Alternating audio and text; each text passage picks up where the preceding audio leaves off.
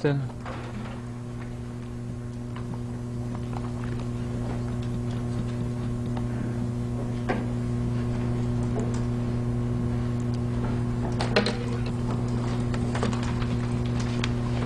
Yeah, if you could just sit right in front of the microphone, that's great. Thank you.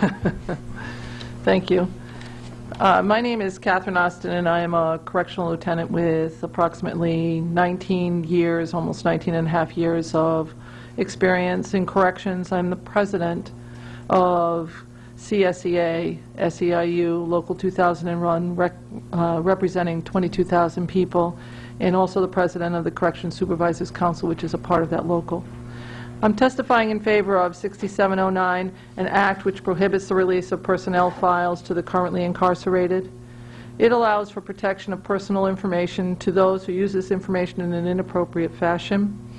This action has caused a great deal of stress for my members, both those who are subject of this asked for access and those processing the FOI requests.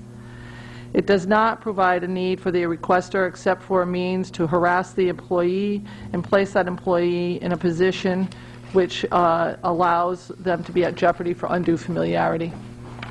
In addition, I testify in favor of 6685, an act which concerns reporting of data. This data will allow for better decision-making by this body regarding staffing, training, and other resources necessary for maintaining correctional facilities in safe and humane fashion.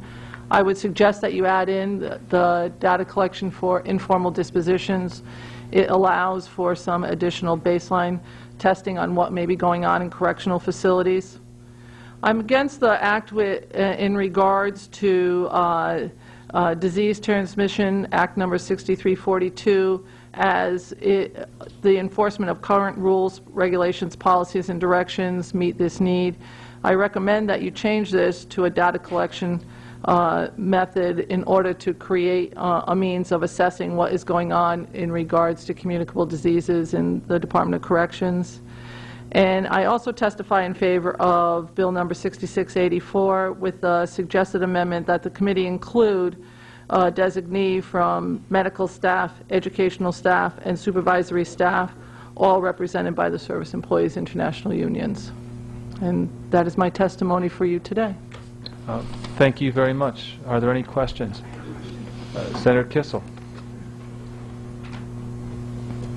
Thank you very much, Mr. Chairman. Regarding the subcommittee group that the task force 6684. Yes. The way the bill was drafted is it said that there would be labor organizations representing corrections officers, and Commissioner Lance had suggested that correction officer be changed to hazardous duty staff. And you're an expert in the field, and I'm just wondering what your read on that is. Do you have a feel one way or another?